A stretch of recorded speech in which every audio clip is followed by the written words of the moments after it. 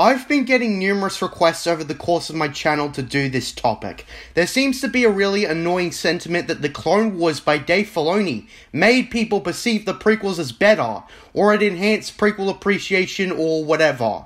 Those still insisting that the prequels are the worst thing ever seem to spin this all off as people watching a show connected to the prequels directly, as tricking people into thinking the prequels themselves are actually good, because they so badly want to adhere to the status quo they live by that they can't think straight and are consumed by their pathetic hatred for the prequel trilogy. I am a huge prequel fan, and I have a general distaste towards the Clone Wars show. It's the most overrated thing in Star Wars. It seems that a lot of people who think the show is some of the best Star Wars content are super casual fans who have no idea what a Revan is, and thus have hardly indulged themselves into most Star Wars content.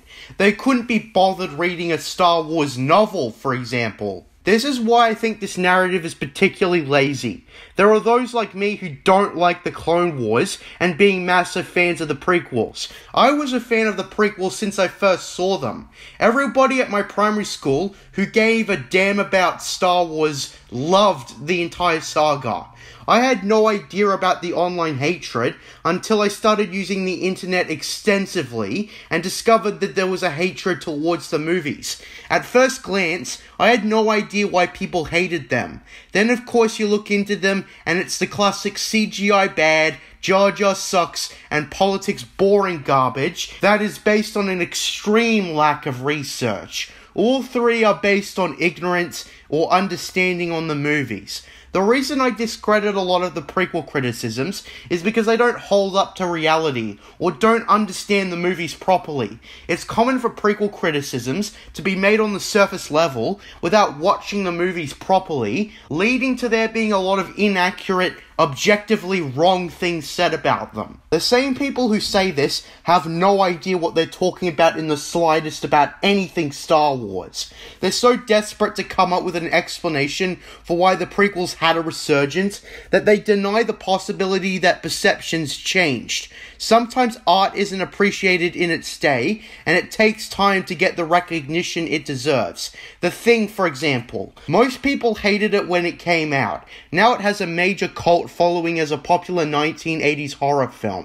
Film Resurgence is nothing new. There is the possibility that the prequels are getting recognition that is well earned, but people are being too stubborn to reassess the movies. Regurgitating the same outdated, commonly debunked criticisms based on a lack of research and understanding doesn't help. Now obviously Prequel Resurgence is different from The Thing, because Prequel Resurgence occurred after the failure that was The Last Jedi, I'd say. It was observed that there was a small push after The Force Awakens, but The Last Jedi was really the thing that made the prequels resurge in popularity. The Clone Wars came out from 2008 to 2012, which was the age of peak prequel hate, correct? This is the first reason why the Clone Wars being a factor in prequel resurgence is doubtful. The sequels play more of a factor into all this. So what about the sequels? To a lot of people just think that the sequels being hated makes the prequels magically better, and I feel that's a very narrow way at looking all this. People seem to ignore that the prequels definitely had their following beforehand. Even those like Chris Stuckman and Doug Walker acknowledged this, though they downplayed it heavily and brushed it aside like it didn't exist. They said it was a minority, but it doesn't explain why prequel resurgence got as big as it is. People don't seem to acknowledge that the same people shitting on the prequels for years still are either pretending perceptions haven't changed or dismissing perceptions. I agree that sometimes film resurgence is inauthentic and happens just despite a worse movie, but it's up to us to look at it critically and think whether or not it's genuine resurgence. People insisting that the prequels are still terrible always talk the same. None of them actually come across like they tried to re-watch the movies, beginning to end with an open mind. The way they recount the criticisms is very robotic. They talk like they haven't seen the films in years, and they're just going off what they remember. It's common for prequel haters to talk the same way they did 10 years ago. They never evolve their arguments. This is why those trying to pass off prequel resurgence as just people falsely praising bad movies because a worse one came out are extremely dishonest. The prequels and the sequels, in terms of their common criticisms, are completely different, and we can all agree that the individual hatred for both is for different reasons. For example, people complained about Anakin being whiny and unlikable, while Rey is criticized for being perfect and without much flaws, especially in how she uses the Force without training. Two criticisms that contrast each other heavily. The two are disliked for different reasons. They are not the same. You also have to recognize that people didn't do their research, and behind-the-scenes featurettes exposing how misguided a lot of the criticisms were was also a factor in Prequel Resurgence. Why I doubt the sequels will have a resurgence is for many reasons. One being that the production is just as messy as the final product.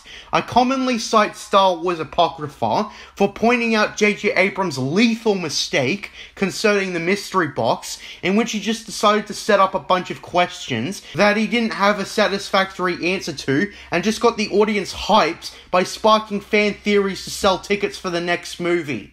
J.J. Abrams didn't even tell a story. He just postponed it by treating The Force Awakens like the pilot of a crappy TV show. On the other hand, George was passionate about telling his story and making the movies. People saying that George didn't give a shit are wrong. You also have to remember that the Plinkett review showed a lot of clips behind the scenes without giving any context. You go and watch that stuff yourself and you'll realize that he was full of shit and misrepresented the footage shown. That's where you realize that Plinkett was hoping that his audience wouldn't look into it. That's why the Plinkett reviews have become hated in recent years. It is no get out of jail free card. Misinformation like this is not exclusive to Star Wars. Each franchise can have its own Plinkett, spreading misinformation and lies to fulfill an agenda. I'm actually planning a video talking about the common narrative spread about the supposed decline of SpongeBob of all things, because there's a lot of parallels with how some use personal feelings over facts to push an agenda and spin things in a way where it appears to be correct. This is exactly what Mike from Red Letter Media did. Whether he was aware or ignorant, he let his personal feelings get in the way.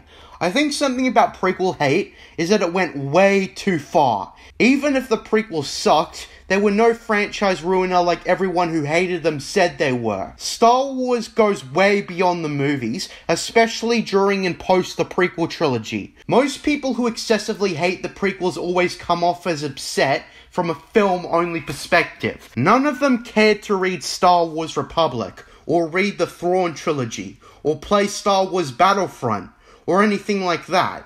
Now, you can be a film-only fan, but it's absurd to make the extremely broad statement that Star Wars was ruined because of the prequels, especially because these people never bothered to experience anything else Star Wars. That's why the only people hating on the expanded universe happen to be people who never even picked up a single book.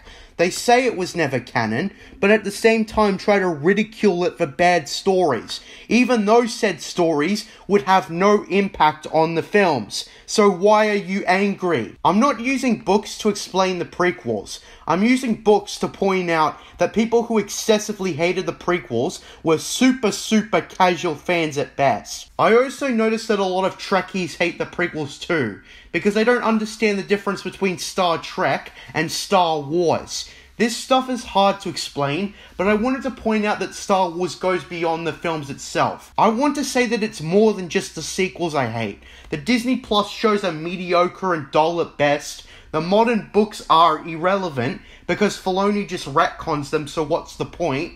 It'll just be a waste of time reading the Woke Republic. Expect it to be largely overwritten when Star Wars Eclipse comes out, or Filoni decides he wants his own show set in the time period. He's done that to books based on his own outlines, like the Ahsoka novel, so I don't expect him to be any kinder to the Woke Republic. I'm probably only going to read Disney canon novels that are actually worth reading. I have heard Timothy Zahn's reimagining of Thrawn was actually pretty good, so I might read that if enough people vouch for it. The only thing that I kind of look forward to is Jedi Survivor, coming next year.